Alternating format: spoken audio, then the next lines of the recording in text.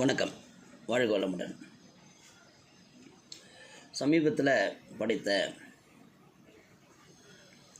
ஒரு ஜென் கதை உங்களுக்கு அதன் மூலியமாக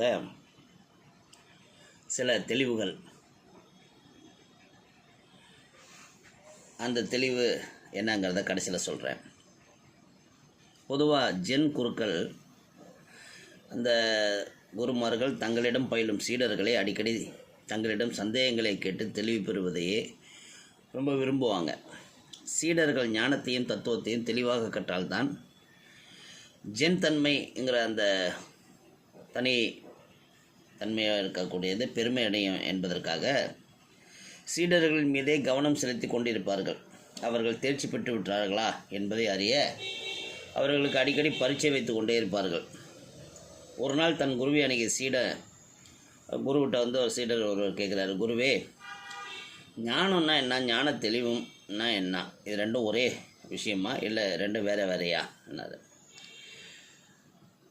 இது ஒன்றான்னா குரு சொல்கிறாரு, இல்லைப்பா இது ரெண்டும் ஒன்று கிடையாது. அப்படியானால் இந்த இரண்டுக்கும் உள்ள வித்தியாசம் என்ன குருவே என்ன கேட்குறான் அந்த சீடன். குரு பேசாமல் தன் அறைக்கு போய் ஒரு சிறு நகைப்பெட்டியை எடுத்து கொண்டு வந்தார். வேலைப்பாடு அமைந்த அந்த சிறிய நகைப்பெட்டி மிக அழகாக இருந்தது. அதை திறந்து அதற்குள் இருந்த ஒரு தங்க மோதிரத்தை எடுத்தார். ஒரு சீடனை அழைத்தார். இது இறந்து போன என் தாயின் தங்க மோதிரம். அவரது நினைவாக இதை நான் வைத்திருக்கிறேன் என்பதற்கு பதில், இதிலிருந்து எதிலும் செய்து கிடைக்கக்கூடிய என்பதற்காகவே இதை பாதுகாத்து வைத்திருக்கிறேன்.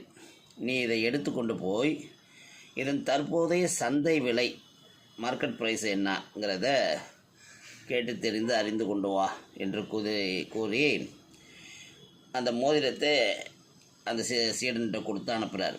அவரை வணங்கி விடப்பெற்ற அந்த சீடன் அந்த மோதிரத்துடன் மடத்தை விட்டு வெளியேறினான். கடைவீதியின் பக்கம் நடந்து அவன் முதலில் மளிகை கடை இருப்பதை பார்த்து அங்கே சென்றான். மோதிரத்தை கடைக்காரரிடம் கொடுத்து, இந்த தங்க மோதிரத்தின் தற்போதைய மார்க்கெட் ப்ரைஸ் என்னன்னு கொஞ்சம் சொல்ல முடியுமான்னு கேட்குறான். அதுக்கு அவர் இது ஒரு பொன் பெறும் என்றான் மளிகை கடைக்காரன். அதாவது ஒரு பொண்ணா ஒரு அப்ராக்சிமேட்டாக ஒரு 1000 ரூபான்னு வச்சுக்கோ. மோதிரத்தை எடுத்துக்கொண்டு மீண்டும் திரும்பி மடத்துக்கு வருகிறான். நடந்த விஷயத்தை குருவிடம் சொன்னான். அப்போ குரு என்ன பண்ணுறாரு, இன்னொரு சீடனை கூப்பிட்டு 2வது சீடனை அழைத்து மோதிரத்தை அவனிடம் கொடுத்து, இந்த மார்க்கெட் ப்ரைஸ் என்னன்னு நீ போய் பார்த்துட்டு வாங்கிறாரு. அவன் நேரம் மார்க்கெட்டுக்கு போகிறான். அங்கே ஒரு காய்கறி கடைக்கார்ட்ட போய் மோதிரத்தை வாங்கி பார்த்து காய்கறி வியாபாரிகிட்ட கேட்குறான், இதோட மார்க்கெட் ப்ரைஸ் என்னங்கன்ட்டு. அதை வாங்கி பார்த்த அந்த வியாபாரி, இது 2 பொன் பெறும் என்றான். அதாவது 2000 ரூபா பெறும்னு சொல்கிறான். அவன் குருவிடம் போய் அந்த தகவலை சொல்கிறான். குரு இப்போ என்ன பண்ணுறாருன்னா, 3வதாக ஒரு சீடனிடம் அந்த மோதிரத்தை கொடுத்து அனுப்புகிறார். அவன் ஒரு துணி வியாபாரியிடம் போய் இந்த மோதிரத்தை காமிச்சு அதோட மார்க்கெட் ப்ரைஸ் கேட்குறான். அவர் 5 பொன் பெறும் என்ன சொல்கிறான். உடனே அதை இவன் குருகிட்ட சொல்கிறான், இது 5 பொன் 5000 ரூபா பெறும்னு சொல்கிறாங்கன்ட்டு. அந்த மோதிரத்தை 4வது சீடனிடம் கொடுத்து அனுப்புகிறார் குரு. அவன் கடைவீதி பக்கம் சென்று ஒவ்வொரு கடையாய் பார்த்து கொண்டே சென்றான். அவன் தேடியது ஒரு நகைக்கடை. சிறிது தூரம் போன பிறகு அந்த நகைக்கடை இருந்தது. அங்கே போய் அந்த மோதிரத்தை தற்போதைய மார்க்கெட் ப்ரைஸ் என்னன்னு கேட்குறான். அதை வாங்கி பார்த்த அந்த கடைக்காரர், இது ரொம்ப பழங்கால மோதிரம், நுணுக்கமான வேலைப்பாடுகளுடன் இருக்கிறது. அந்த காலத்து ராணிகள் தான் இது போன்ற கலை நுணுக்கமான மோதிரங்களை விரலில் அணிவார்கள். இதை இப்போது ஏலமிட்டால் இதன் கலை நுணுக்கத்திற்கே இது 1000 பொன் பெறும். ஆனால் இதன் தற்போதைய சந்தை மதிப்பு வெறும் 10 பொன் மட்டுமே என்று நகை வியாபாரி சொல்கிறான். அதை கேட்ட சீடன் நடந்த விஷயத்தை அப்படியே குருவிடம் தெரிவிக்கிறான். அப்போது சந்தேகம் கேட்ட அந்த சீடனும் முதல்ல கேட்டான் இல்லையா, இது ஞானம்னா என்ன, ஞான தெளிவுனா என்னன்ட்டு. அவர் அருகிலேயே பக்கத்திலே நிற்கிறார். குரு அவனை பார்த்து, மோதிரத்தின் மதிப்பை அறிய கடைவீதிக்கு தான் செல்ல வேண்டும் என்பதை முதலில் 3 சீடர்களும் எல்லாரும் அறிந்து வைத்திருந்தனர்.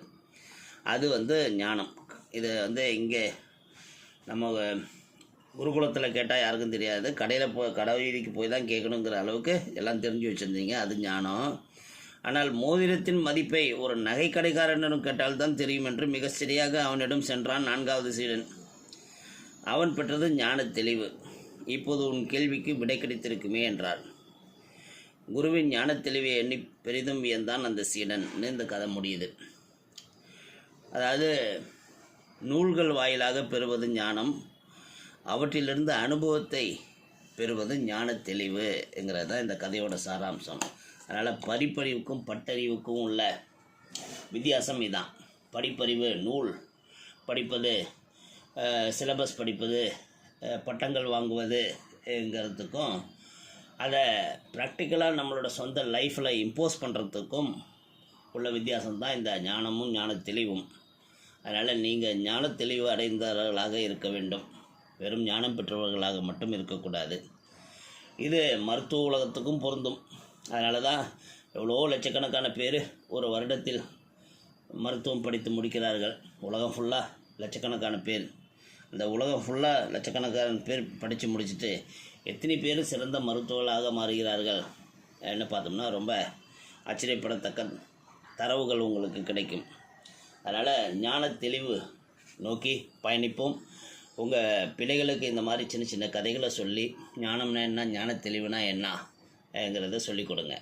ஸோ இதுதான் நம்ம இந்த கதை மூலம் தெரிஞ்சிக்க வேண்டிய ஒரு நல்ல விஷயம். வாழ்க வளமுடன், நலமே சூழ்க.